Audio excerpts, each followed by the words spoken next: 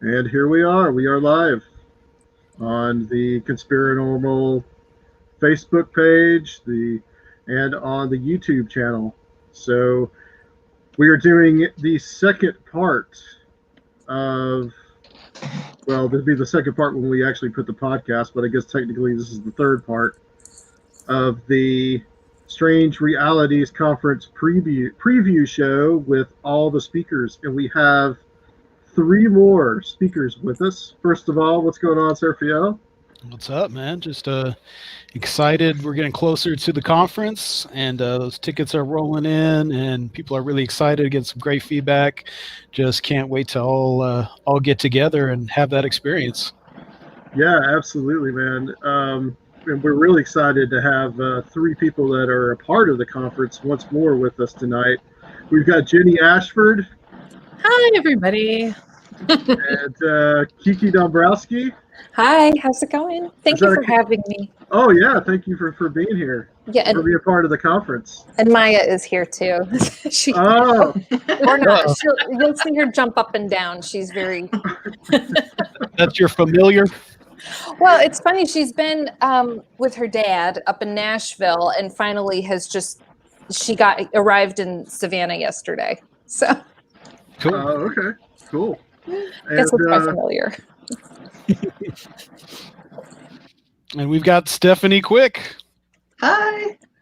Hey. Ooh. And Adam just disappeared. So. Oh my goodness, where did he go? I'm still here. Okay. The disembodied voice. Oh, I know, that was like pretty weird. Back and forth. He has ascended into the other realm. Just on a different camera, apparently, because my camera doesn't want to work tonight. So, give me 1 second here. This is all the good thing about live, everybody. There we go. That looks a little better. Okay. So what's behind the veil, Adam? just a bunch of crap. That's all that's behind the veil. Apparently, my camera that I paid money for isn't working for me, so I don't know what's going on. But the show must go on as it always does. So let's start. What we're going to do is we're going to talk about each and every one of you guys' presentations, what you're going to talk about, kind of just like a little brief synopsis. And Jenny, I guess we'll start with you. What are you going to talk about at the Strange Realities Conference? Oh my goodness, the pressure. Well, apparently, I'm going to be the sole true crime speaker at the conference. I'm very excited about that. I'm actually going to be talking about a very strange set of two murders that happened in St. Augustine, Florida, which is not that far from where I grew up. Very haunted city, oldest city in the United States, oldest continually occupied European settlement, if you want to be pedantic about it. But these were two murders that happened in the early 1970s, and they were both kind of middle-aged to older ladies. One of them was hacked to death with a machete on her front porch, and the other one was bashed to death with a concrete block.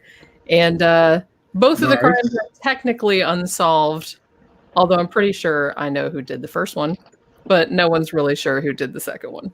So that's kind of what I'm going to talk about. And like I said, I wanted to do that because I wanted to do something true crime related, and I wanted to do something that I had written about in one of my books, and also something that was local to my area, because St. Augustine is very, very close to where I grew up, and I've been there many times. We went there many times when I was a child, and I went there a couple of years ago. And there's just something really cool about the place. And I didn't really find out about the murder until later, but so it's like just a pair of murders that I always found really fascinating and set in one of my favorite cities in the world. So I thought that would be a good thing to talk about. Cool. Was the person you think did it incarcerated? No. He was actually brought to trial, but was acquitted. Spoiler alert. Okay. Wow. When were these crimes committed? In 1974. Wow. Both of them were. They were about 9 months apart. Wow. And it's weird because they seem related, but they actually might not be, because they were very similar. But yeah, I always just find something very fascinating about them, especially because the first one that happened like just kind of in broad daylight, like on a busy street. You know what I mean? Ugh. Yeah, it's pretty horrifying. So were there witnesses? There was one witness, the neighbor. Oh, great. But there was kind of like he was sure he saw who it was, and then he wasn't sure he saw who it was. It was kind of one of those kind of situations. So there's a lot of really interesting details in this case about kind of like small town politics and all that kind of stuff, which I found really intriguing. So hopefully it will be interesting for everybody. You know, that's like as interesting as I found it. Yeah, we can really use that dimension to the conference. I think people really enjoy that and give them something to help them sleep at night. Yeah, that first night, guys, that we're going to be doing this conference is going to be interesting because for like something that is really like we're billing it as a paranormal conference, but that Friday night, those first 4 presentations, there's not going to be really anything paranormal about them. Well, it happens. I mean, when we first started our show, we started it kind of as a paranormal show. Yeah. But as time went on, we started branching out into other, and now we just do whatever. We do paranormal, we do weird history, we do a lot of true crime, we do pretty much anything that interests us and that we think is strange or that we think other people will find interesting. So we just kind of stopped worrying about that distinction a long time ago. Just for everybody that may not be familiar with your podcast, what is it called? What's it what's the format of it? What's a podcast? But really, it's a YouTube channel, really. Yeah, I mean, we do an audio component of it as well that I, usually put up on YouTube, on iTunes, and various other podcast kind of platforms. But it's mainly a YouTube show, especially since we started having the video component. Because when we first started, we only had audio, and then I would make like a slideshow to go along with it, which was really dumb and labor intensive, and I don't know why it took so long for us to get video. But we recently started live streaming like all the main episodes, which has been really fun. Actually, I didn't think I would like it because I usually get nervous like in a live setting, but it actually turned out being pretty fun. Our show is called 13 O'Clock, and we do, like I said, we started out doing paranormal stuff, but now we do pretty much everything. We do ghost stories, we do a lot of true crime, we do several shows a week, we do old movie reviews, we do new movie reviews. I just started a series doing book reviews. So we kind of cover if it's weird or spooky or horror related or anything like that, then we'll talk about it. And we pretty much put something up every day, which we didn't used to do. We used to just have one show, but now we have, we live stream 5 days a week. And we have like various other recorded things that we put up like on the days that we don't live stream. So it's kind of become a full-time concern at this point. Well, there's cool. I'm a big fan of your show. Yeah, like, you guys have had us on like a lot of times. yeah, we have. In fact, Jenny is all like you guys a couple of times have saved our asses because there's been a couple of times where like a guest has like said, "Oh, I can't come on tomorrow," or "I can't come on today," and I'm like, Jenny, Tom, can you guys come on? Can you guys come on and just talk about a bunch of, I don't know. Yeah, well, you guys kind of have an interesting dynamic on your show. Can you talk a little bit about like you and Tom's like kind of dynamic between each other? Yeah, this seems to be the thing. It's very funny to me because this seems to be the thing that a lot of people really respond to about the show, and I'm not sure. I don't know. I'm not sure why, I guess, because I've known him for such a long time, so it's like something that I'm used to.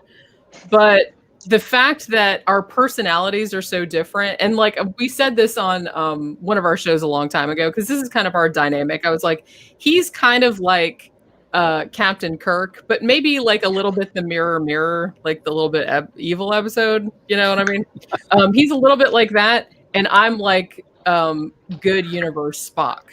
So the way that we like kind of play off of each other, I guess, is kind of like, I mean, we're almost, I don't want to say we're almost completely opposite, but in a lot of ways we're kind of opposite. So we don't argue and stuff on the show. Like we actually agree on more things than people would think. But I guess the way we kind of interact with one another, the way we kind of like mess around with each other and, take the piss out of one another is like, I guess like people are into that, which we thought was very funny. I mean, that was one of the reasons that someone suggested to us that we should do a show. It's like, you guys are just like so funny the way you're always like, you know, quibbling with one another and like kind of adding to, you know, just like arguing and stuff. Not really arguing, but so we were like, okay, why not? He loves to talk. And so we started it, and apparently some people really dig it. So, and like I said, since we started doing the live streams, I feel like people have been really responding to that because, you know, we do the live streams like for the main show, like on Saturday nights. We both like, you know, get a big old cocktail and we just sit there and we talk about the topic. And a lot of times we just go off on these like crazy tangents. Like the shows will be like 4 hours long, and it's like we have like a hardcore of people that like turn up and they're drinking with us and like asking us questions. It's interactive. It's an interactive drinking show. What Tom typifies it as like the old time 1970s talk shows where you like everybody drinks martinis. Yeah. It's exactly, and that's kind of what we wanted. We kind of wanted, I mean, we didn't initially start out drinking on the show because I was like, man, I'll lose my place in the notes. I don't know, you know, I'm going to mess it up. But as time went on and we kind of like loosened up the format of the show, in a way, I think it's gotten a lot better, even though maybe if you're, you know, looking for a show on like, you know, the last show we did on Howard Hughes or whatever, if you're looking for a show on Howard Hughes, it might not be the best place to go. I think I got most of the facts in there, but you know, there's going to be like a whole bunch of other tangents, and people might get bored that we go off on for 30 minutes talking about Little Debbie's or something like that. Like we get off on some. So, you know, but if people don't have patience for that, it's really not the show for them. You need to let Tom know that right now I am only about 2 or 3 miles away from where Little Debbie's are made. So just really? just let him know. Yeah, if you stand outside where I live now, you can smell the Little Debbie.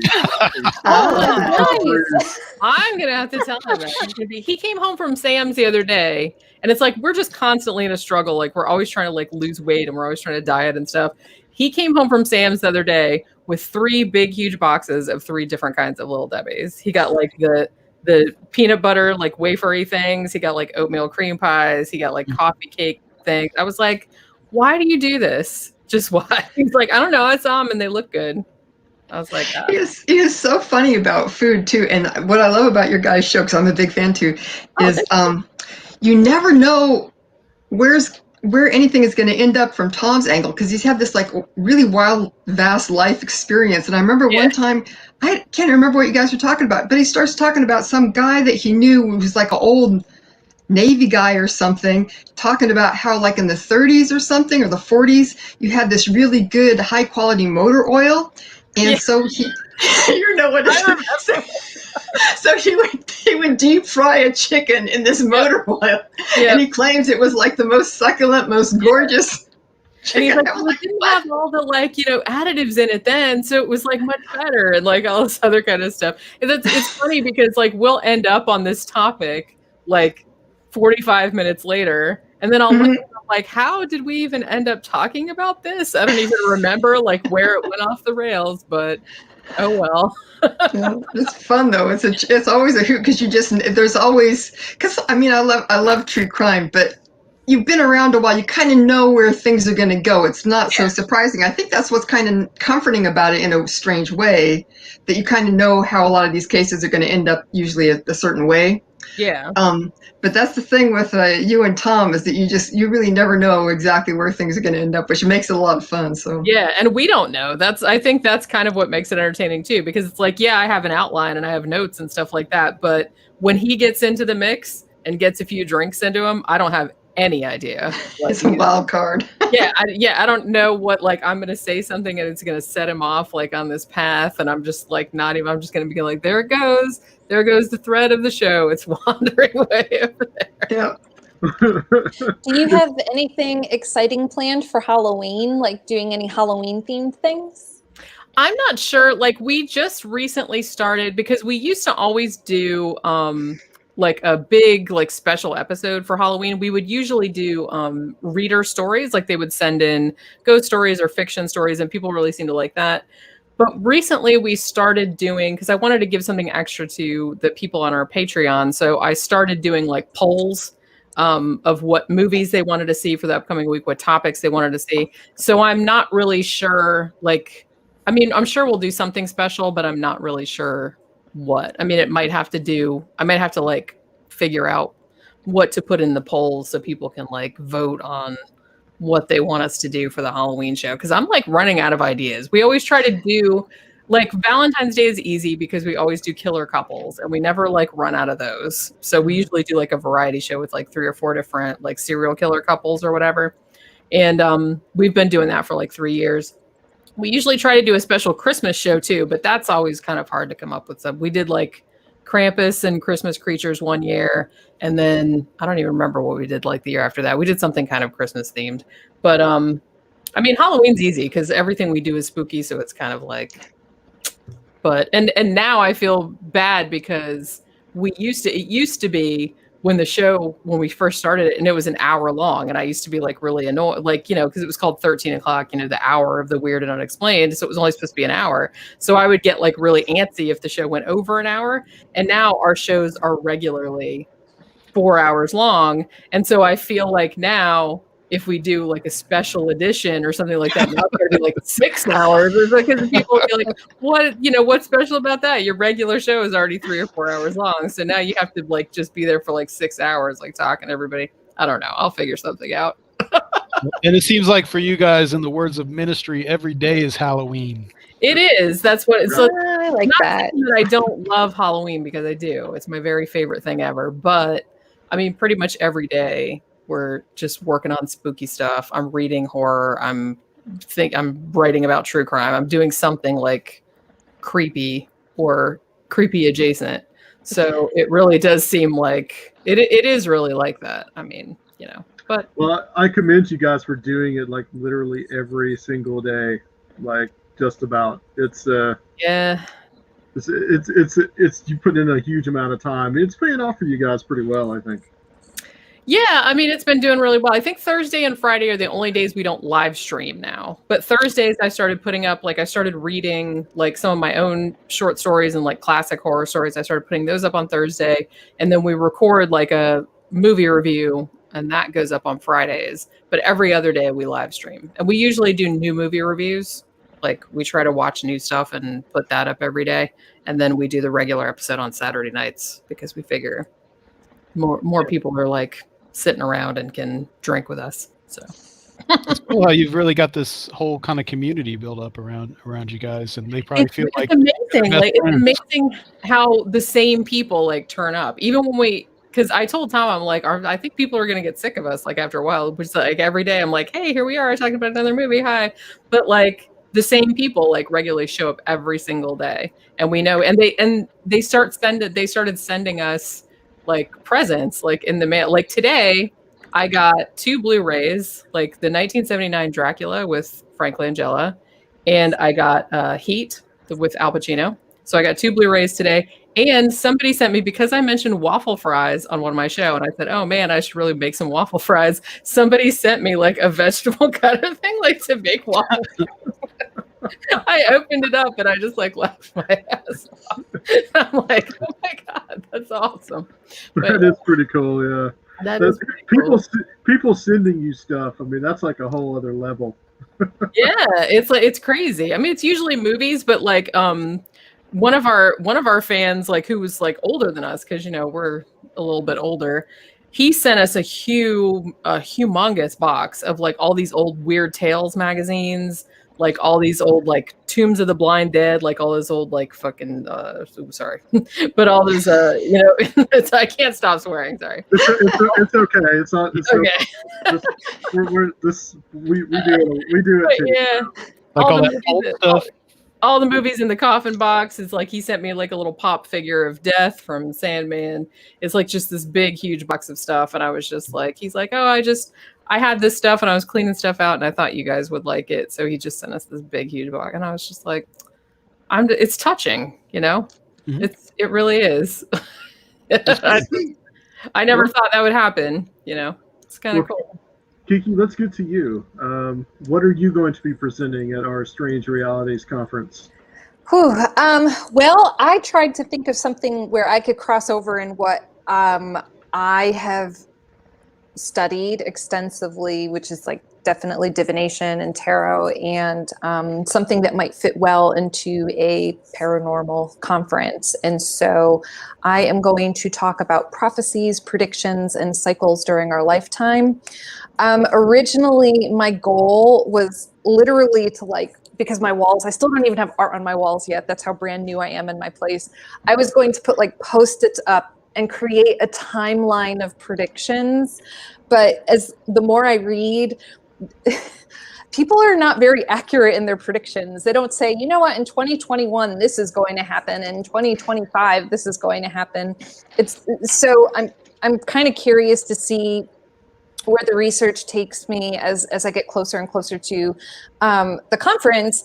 But it's been kind of interesting to see how terrifying our futures are, according to the prophets. And I really hold no judgment against anybody. I don't think, there are certain people in particular that are better than others, but obviously there's a few people that I definitely want to talk about, Nostradamus being one of them. And then this other woman I learned about who's considered to be the Nostradamus of the Balkans, and her name is Baba Vanga. And she apparently was she predicted the passing of Joseph Stalin, Barack Obama's presidency, and some people also say that she also predicted COVID-19. So it'll be interesting. Is she Bulgarian? Yes, she's from Sofia, Bulgaria. I think I've heard of her, yeah. Yeah, very interesting woman. Lost her eyesight at a very, very young age. The legend says that she lost it in sort of this freak storm, and so just led this very spiritual life where she just gave people really incredible insights, to the point where she was so well known that governments tested her and studied her. And apparently they actually came up with a number where they said that her predictions were 80% accurate. So you could 80% of the time she's going to give you some really real advice and some 80% of the time, huh? Interesting. Yeah. How did she predict COVID-19? What was her what are they saying her prediction?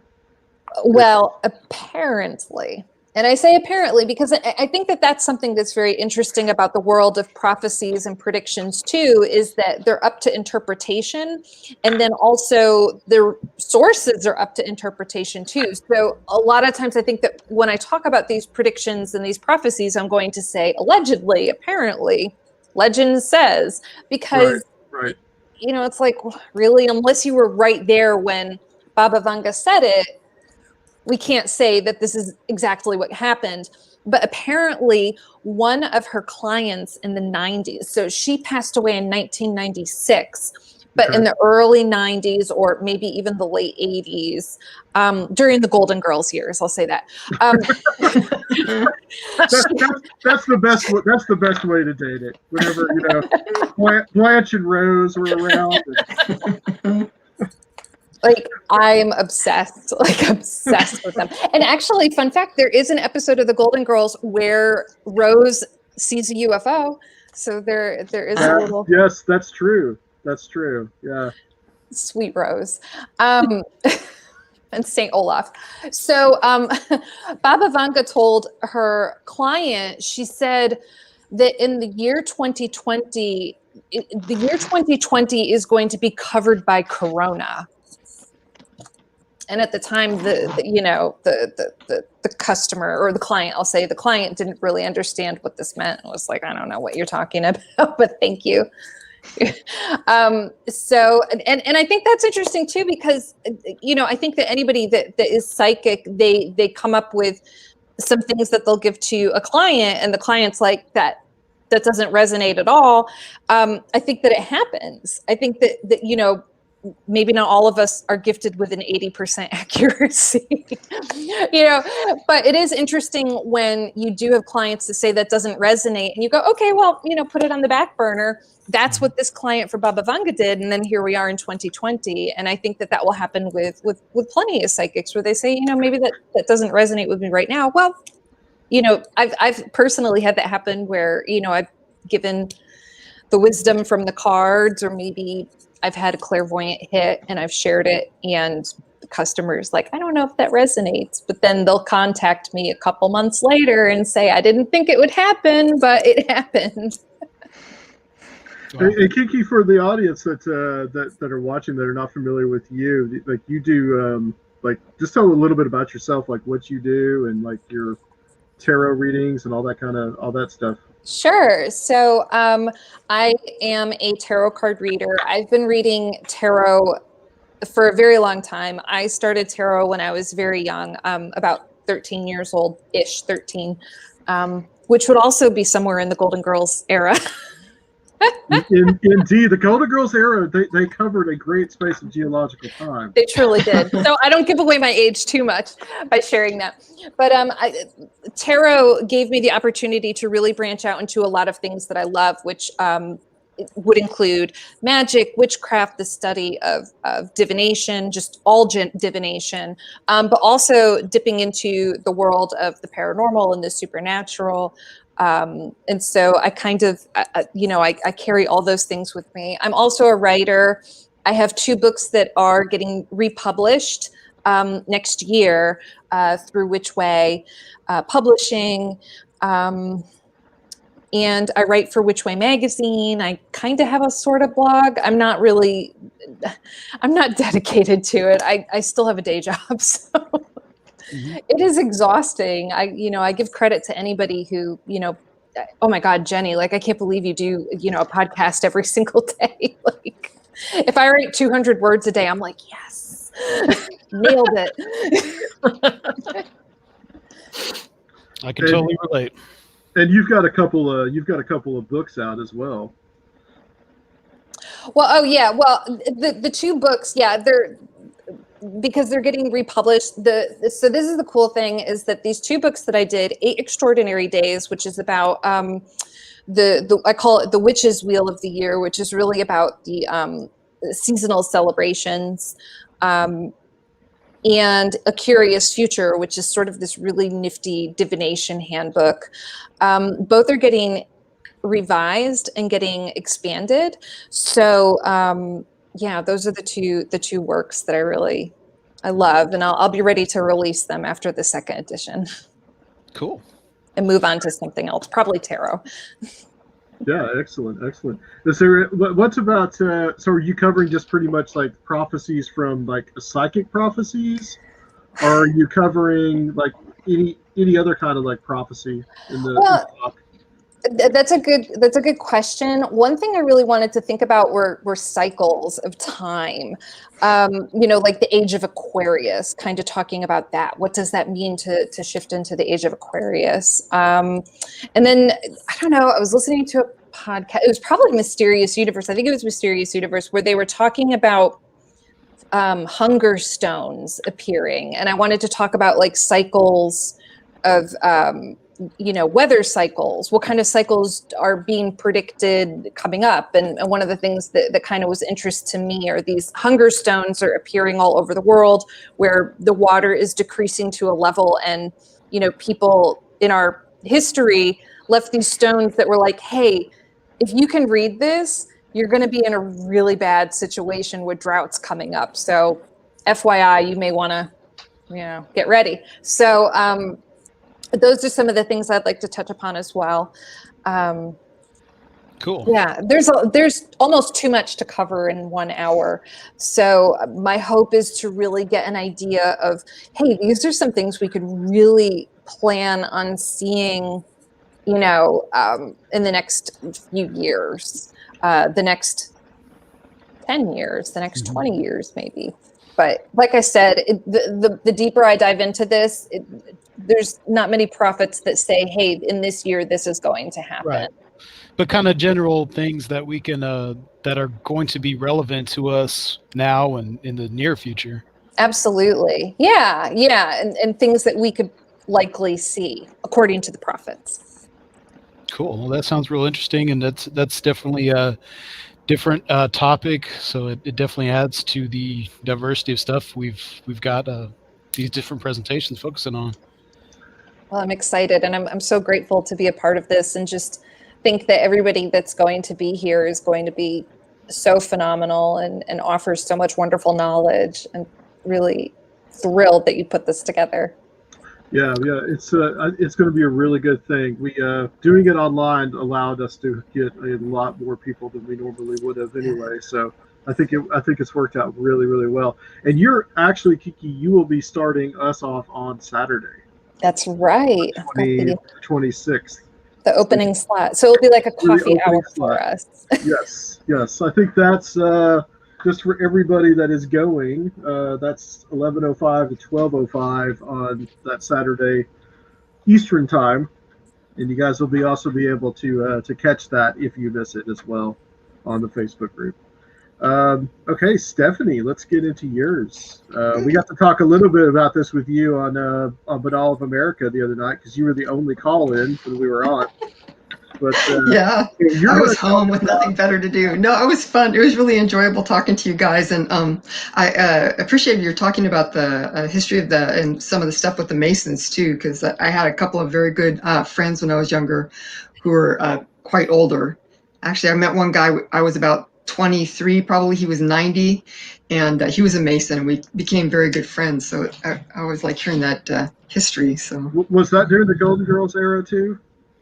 Let's see. It possibly could have been before the Golden Girls era. I'm almost 60, so I've been around a while. But Kiki, I think it's fascinating that you're going to be talking about prophecy and divination in this particular conference, because we have a lot of people, or some people, talking about like the UFO experience and also folk magic, and a lot of people that have these close encounters with lights in the sky or strange beings, as you know, come back and they have these ideas about the future, right? These prophecies that they come back with. Same with like near-death experiences, right? Yeah, it's interesting. Yeah, it's almost like people have they have their shamanic, and I'm putting that in quotations, they have that shamanic experience that really, or maybe even a traumatic experience, and all of a sudden their perception shifts and they're downloading this insane information. Yeah, so it'd be interesting to hear that in context of some of these other speakers at the conference, and it's an outstanding lineup. So, but anyway, so I am going to be speaking on synchronicities, which have become very popular over the last while, like especially with Hellier. I have always been interested in them, but I got really interested almost like about 17 or 18 years ago, and started doing experiments. Because I'm not just going to be talking about synchronicities, I am going to be trying to activate the participants' own capacity to generate synchronicities on purpose, which sounds crazy, but I've been doing it for over 15 years, probably close to 18 years now, on my own, and also with other people.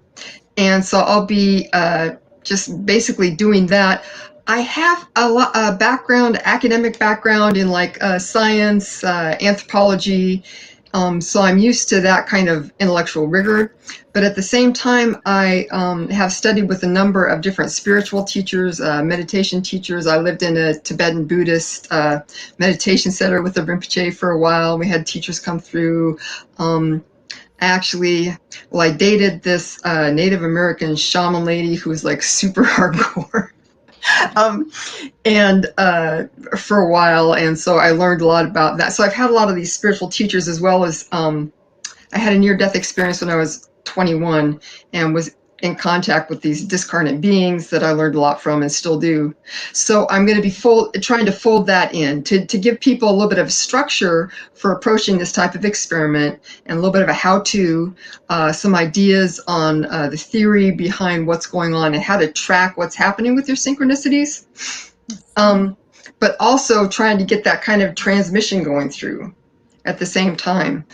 Because with a lot of spiritual teachers, even in the lab and stuff, you'll notice that certain ideas, if you're exposed to them, they can kind of activate these capacities. For example, a lot of people will hear about out-of-body experience or lucid dreaming. They'll go on the subreddit for lucid dreaming and spend 3 or 4 hours reading all about it, and then that night they go and they're lucid for the first time, right?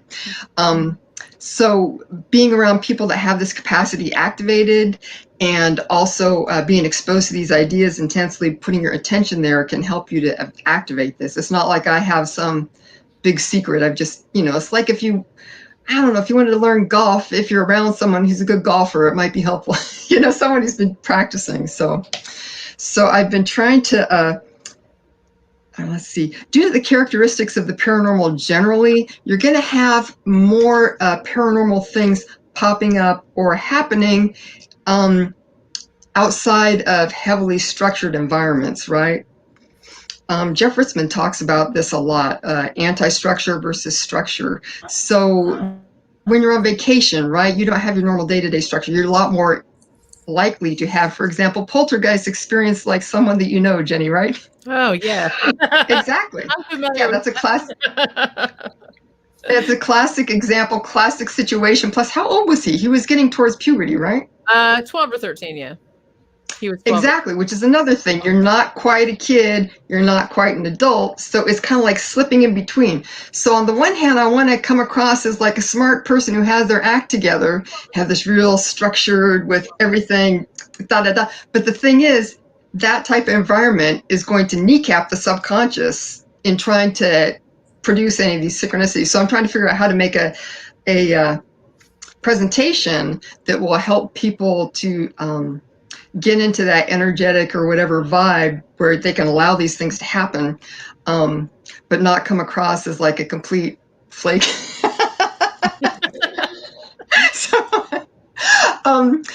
So that's basically that. Jenny, I had a question for you.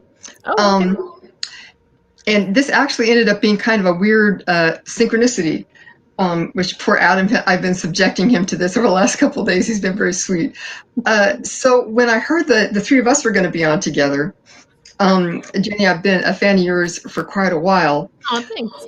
Yeah, and I love you just do like this completely righteous research about all these true crime cases. Now, I don't know why, like about 3 years ago, I was noodling around looking stuff about Ed Kemper. Mm-hmm. Because I grew up in the San Francisco Bay Area during the 70s. And so, a lot of those guys were around. Yeah. I was startled when I saw, because, he killed his grandparents when he was 15. And it said that he had killed them in North Fork, California. Now, this got me because my Uncle Bob, my great Uncle Bob, had a gas station in North Fork, California. Next door, my mom's cousin Les had a lodge, like the Buckhorn Lodge. People go, they have like food and drinking and sawdust on the floor, all that type of stuff. This is up in the Sierra Nevada mountains. And and my dad and my mom spent summers there growing up. They didn't know each other. And then we would go there all the time growing up to visit my uncle and stuff. So I was startled that, there was this intersection there, on top of which, my parents would have been around there, and my Uncle Bob, he was very prominent in town. He was the chief of the volunteer fire department for many years. So I asked my dad, I'm like, Dad, did you hear about this guy? Plus also he was really tall, and all the guys in that side of the family are like 6 feet, 6'2", 6'6". So they would have noticed someone who was actually taller than any of them.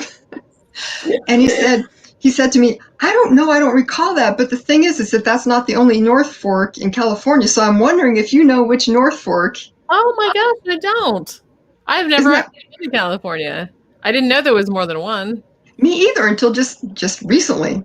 So here's the weird thing, because there's the Creek Fire that is blowing up in California. It started 2 or 3 days ago, and it showed up right east of North Fork, my North Fork. And last night, as I wanted to ask you about North Fork, they were subject to mandatory evacuation. And I don't know if that town has been burned yet or anything. So that's kind of a weird intersection. Oh, wow. Yeah. Yeah. The other thing is, we had that Hennessy fire Actually, I was supposed to be recording a show with Rojan Razorwire and David Metcalf, who's going to be presenting on folk magic on the 19th. And then on the 18th of August, I was looking out the deck, and I took some pictures from the deck, and you could just see it looks like a nuclear explosion. At one point, it looks like a mothership because, when the pyroacumulus busts through another layer, it makes that kind of ring. Mm-hmm. It's just crazy. Okay, so we had to cancel that show because of all the hecticness. But the funny thing I just realized today was I was watching that fire, and I was like up, off, and on all night watching the glow move along the horizon of the mountains there. Luckily, it was about 30 miles away from me. But that went into Vacaville and burned structures in Vacaville. And who lives in Vacaville right now? Edmund Kemper. Oh my gosh. Someone's trying to get him. I really, if only they burned up him instead of the, all the people who do. Though, for some reason, it's just kind of like, this guy. Yeah, he manages. Yeah. Yep. So anyway, so that's the type of things that are kind of a little bit of an unusual intersection.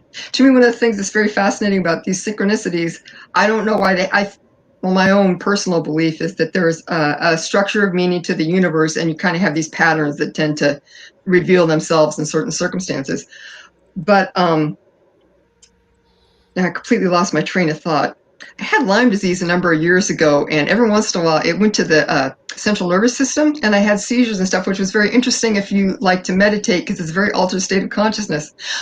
But sometimes you have these brain farts. Okay, so but I'm very interested in tracing the way that the meaning realm or the imaginal realm, the realm of ideas, influences the material realm, is reflected in the material realm, and then how that can go back and influence the realm of ideas. If you even just think of like math, obviously that's something that happens in the realm of ideas, right? If I have a bunch of equations on a piece of paper, that's not math because you may not understand it. It's symbols about math. But then if you come up with an equation like Einstein did, that can have huge repercussions on the world. So that's all my stuff. Kiki, the other funny thing about Tarot, the reason that Metcalf and Rojan and I were going to be recording on that day when the fire broke out was because it was one of those things. It's like, okay, we could do it in this week, and everyone's like, it's fine for me. No, any day is fine for me. No, you choose. Okay, I'm like, okay, I'm going to pull a card. So I got my deck out, and I just chose cards for the days, and just as kind of a lark. And when I opened my got my tarot deck out, this card, I don't know if you could see it that well. Probably not really, but it was at the top of the deck, and then I shuffled them and I pulled it again. And this is from the Secret Dakini Oracle deck, which is pre-Golden Girls as well. In the 70s, it's like a collage deck, which I really love the imagery. But it was 19 was the day, and it's the Phoenix card, right? The Firebird, and it has a couple of deities in cosmic union, but then it has all these flames at the bottom of it. I wish I could show it to you. You can see a little bit better there. A little bit, yes. Yeah, which is trippy because then we had this huge, massive, like the third largest fire in California until last week, or today, bust out that day when I pulled that fire card. So, but it gets at part of the trouble with prophecy and divination, which is it deals in a symbol language that can be difficult to map onto our practical, mundane time-space reality. So. Yeah, and that's interesting you say that too. I think that when people receive those predictions, those prophecies, those psychic insights, they also doubt themselves. Yeah. There's that can't be right. Nah, that doesn't mean anything. That was wrong. I'm going to pull another card, or I'm just going to ignore that. Yeah. I was reading, a few years ago, I did a show on the Alex Cast on premonitions, and I did a lot of research, and it was very interesting because there was one article about this group that I thought was fascinating. They were called Stock Market Dreamers, and it was a bunch of people, I think it was the 80s or 90s, and they wanted to get together and encourage each other and help each other with being able to dream the future of the stock market and become adept at it enough to make money. But they all talk about what you just mentioned. First of all, it's like opening that relationship with the subconscious dreaming mind so that you can understand the symbolism and that you're not constantly kind of kneecapping yourself or tripping yourself up. So it's very much along that process that you were talking about right there. So they didn't have any luck figuring, I guess not. We haven't heard of their money. Actually, according to the people that did this, some of them made quite a bit of money, but it was very much a process. And this happened like back in the 90s. I don't know that there's been a lot of, documentation or writing up of what they did that I could find. But yeah, I think lots of times, Greg Bishop, another presenter, is real big on this whole idea of small groups of people experimenting privately and then presenting their results, as opposed to just kind of this big ongoing everything all out there. And I think there's a lot to be said for that. The stock market, you might want to keep that to yourself too. Yes, I think so. So, Ginny, you got any experiences with tarot? Have you ever had your tarot read? I have not. I kind of got into it when I was a lot younger, but I didn't really get that far into it. I've really only I've been to a psychic maybe one time, and that was in Cassadaga, which, if anybody knows anything about anything, it's, that's kind of the place where all the spiritualists went, like back in the day. So it's kind of like there's a lot of psychics there and stuff. So I went there many years ago with my mom and my aunt, but it wasn't like a one-on-one kind of thing. It was almost kind of like a psychic church. Like you went in there and you sat in a pew, and then like the lady would stand in the front and she would like just go around the room and like tell you each, a thing about yourself or whatever. But, I guess because it was so diluted, because there was so many people there, she didn't really tell me anything that was all that compelling, I guess. But yeah, I've never actually had my tarot read, but I do. I was like really into it, and I do have like a couple of decks, but I didn't really get all that much into it now. The thing with tarot for me, it's like, and I think I've run this across to you before, Kiki, when I had you on. It's just like, I mean, I have my friend Heather that I think Stephanie. She's read my tarot a lot, and she's really, really good at it. I mean, like last year at the conference in 2019, she came and read tarot for like half the day, and she made like a lot of money just do it. I think she might have made more than we did off the conference. But so like for me, it's weird because like I will feel like it is like actually telling me something about my life, but it just times like the more skeptical side of me thinks that it's like a really psychological kind of effect. Like it's almost like whenever that you're being told or what you see in the cards, like it's almost like it can be kind of vague.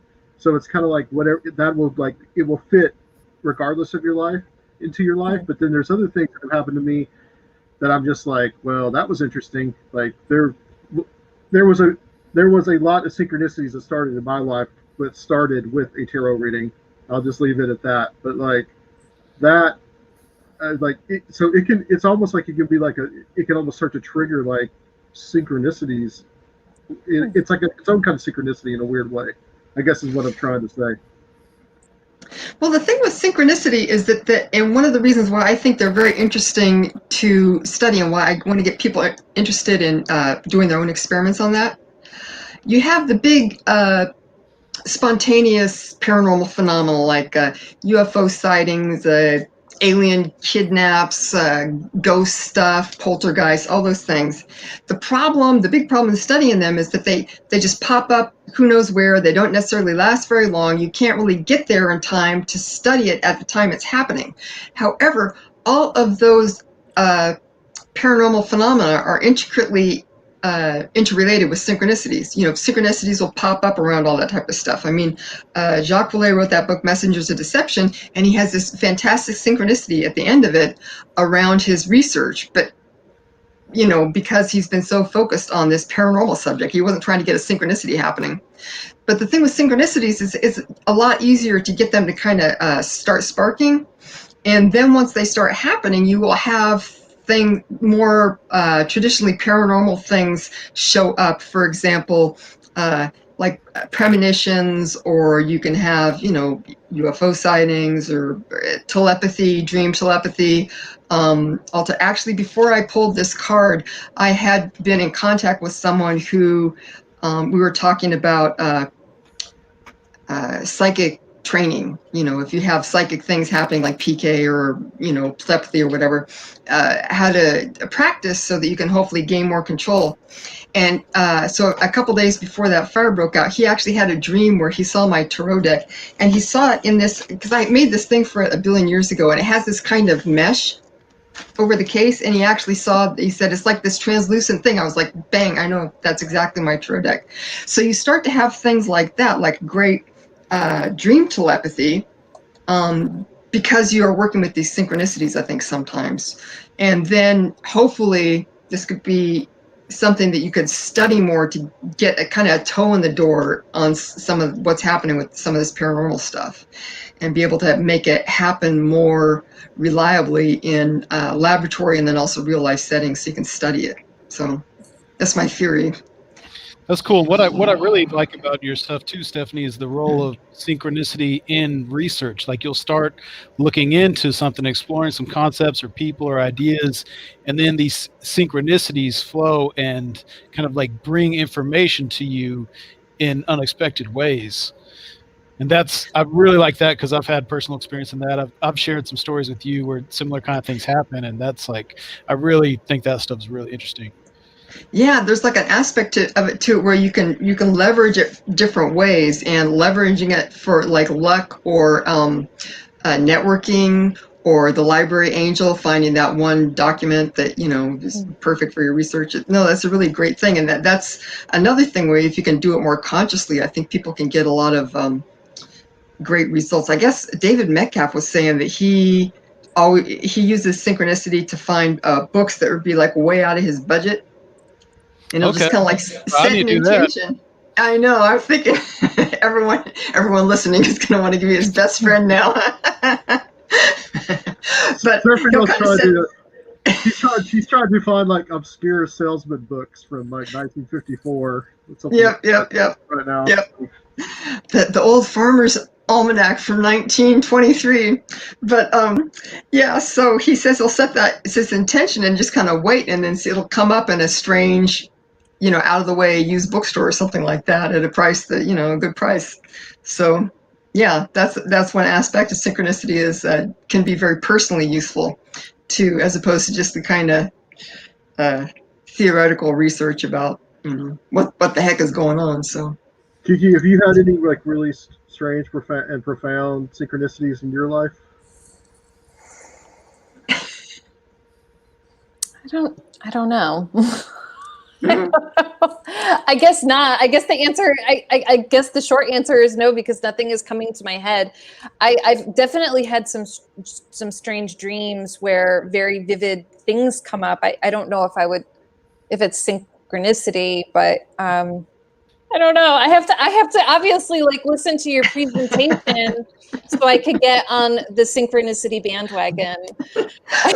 I definitely have premonitions, and I feel like I definitely get psychic hits, and I definitely get very interesting psychic downloads and my own predictions coming through that I'll, share. But I don't know. I have intuitive hits. I feel like it's just a little different. So I'm definitely interested in hearing what I can do to get involved in the group project that you're going to plan.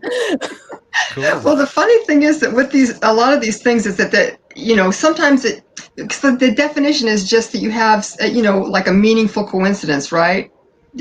Some strange, unusual things happen that you notice because it's meaningful. And you might not sometimes see that meaning really until later.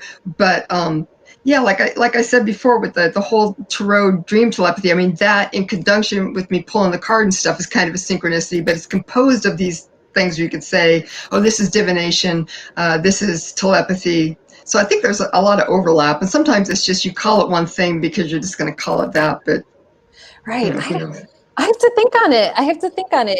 If I've had any synchronicities. I guess I've never looked for them. That's why I'm so excited and so intrigued to hear what you have to share, because it would definitely just be something else for me to step into and experience and explore and think about. And who isn't looking for a leg up? Like, I mean, if there's something that we can do to help put us in the right direction, let's try it out. Yeah. Stephanie is going to turn up the Earth Coincidence Control Office to 11.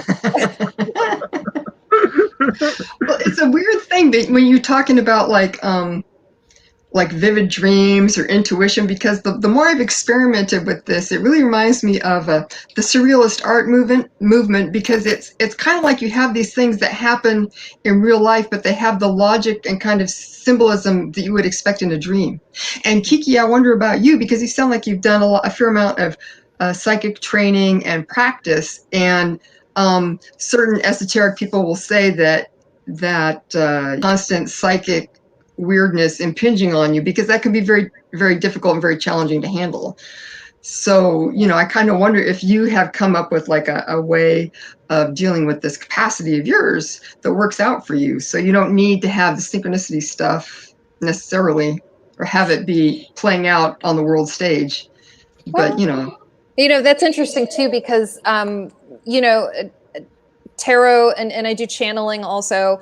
Kind of, I turn the switch off when I'm done with the session. It feels like sort of this, like, I don't know, this etheric switch where I'm just like, okay, I'm turning the open sign off. It's not, going to be just because you're right. There is where you, if you open yourself up to that all the time and you have that sort of rawness or that vulnerability, it can be very draining. And very exhausting, and probably I don't know, I've always called myself like an antenna. When you're an empath or you're very sensitive, you just pick up on the frequencies that everybody is putting out there, and so you do have to learn certain methods and ways to sort of stay grounded and turn things down or turn things off and turn things on when you need them again. But I've got to start looking for synchronicities now. Maybe something will happen. I'm in a very transitory time right now, and a liminal space. Exactly. God, it truly is. It's something special, and we're really shifting into that time of year where everybody talks about that liminality, or I guess that's a word, that fuzziness between our world and the other world, everybody the thinning of the veil. Yes, yep. that thinning of the veil is always that autumnal sensation. So it's a good time to have the conference. Yeah, it is. It really is. It's only like a few days after the fall equinox, right? Yeah. By the way, Jenny Surfiel mentioned the Earth Coincidence Control Office, or ECHO for short. That's a reference to a doctor named John Lilly, who did all these weird like ketamine experiences. Oh yeah, and I've heard of that. Yeah, he was the guy that Altered States was based off of. That's right. Yes, we reviewed that movie not too long ago. That's I've always been fascinated by that kind of stuff. It's just kind of like, I don't know. I should delve more into that, like into more altered states type of stuff, because that's always really interesting to me. Especially me, like somebody that, because I'm kind of trying to get back more into like writing more fiction and stuff. And I feel like I need to kind of like, I don't know, like go off into another dimension maybe for a little while and like get some new ideas and stuff. Because I feel like I'm too grounded in reality sometimes, Uh-oh.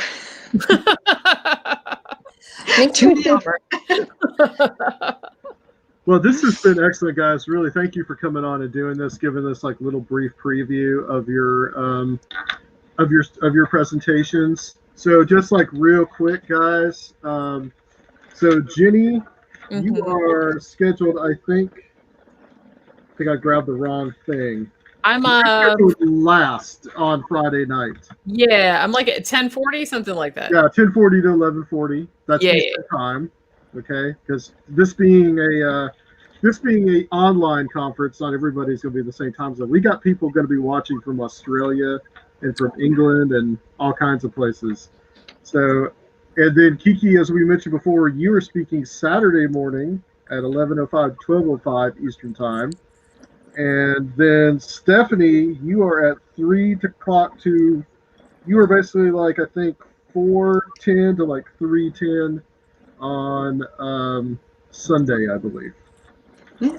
If I've revised this thing a couple of times, so hopefully that's right. So tell everybody, starting with Jenny, everybody like where they can find you guys, and we'll just go from there. Okay, easiest place to find me is just go to YouTube and search for 13 O'Clock Podcast. You'll see all the stuff there. We do a weekly show about various topics, paranormal, true crime, weird history, just all kinds of anything that's weird or spooky. We do shows about that. We also do movie reviews, usually horror movies or sci-fi, old movies and new movies. So all of that. I also just started doing horror book reviews, so check those out as well. Or you can just go to my website, www.jennyashford.com, and that has links to all the books I've written and all the podcasts and everything else that I do, also my artwork and all that other kind of stuff. Okay, Kiki?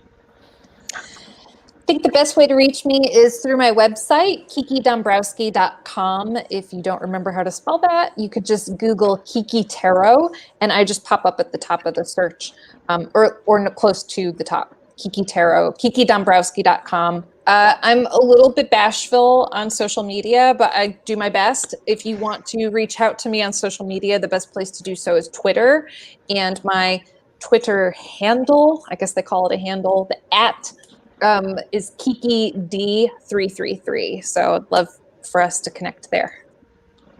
All right, and Stephanie? Yeah, well, first of all, Adam and Surfriel, thank you so much. And it was really delightful to speak with you, Jenny and Kiki. I'm looking forward to more. If you go to my blog, it's called Ghost Dog is a Mystery Box, and the address is stephaniequick.home.blog. And if you go to the About page, I have like my Twitter handle there. It's Wander and Britches, but it's spelled this weird way, which I don't know why I spelled it that way so many years ago. I'm also on Facebook at Stephanie Quick. Yeah, so probably the blog is the easiest, and you can go to the About page and find more ways to contact me. So that's it. Cool. Okay, excellent. All Thank right, you all for coming on. Yes. Thank yes. you. Thanks for having us. Thank you so much. Stay with us here for a little bit. I'm going to close this out, and I'll end the stream. So what we are doing, guys, we are doing previews tonight with presenters from our upcoming Strange Realities Conference. Next up at about 10:45-ish or so, we're going to have Soraya Askath and Where Did the Road Go?